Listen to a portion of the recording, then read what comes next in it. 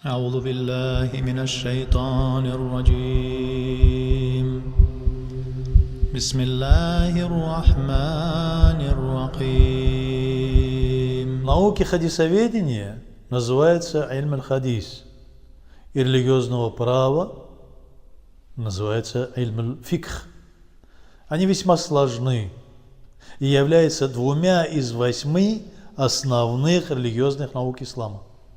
Итак, для того, чтобы понимать смысл непростых сообщений, которые обычный человек может истолковать по-разному, необходима помощь ученых.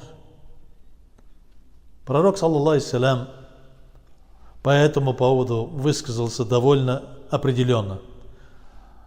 Это передается в хадис ад-Дайлами. «Следуйте пути ученых», говорит он. Да и в благородном Коране то же самое Аллах Субхану ва Тааля также довольно ясно определяет. «Фас'алу ахля зикр ин кунтум ла та'лямун».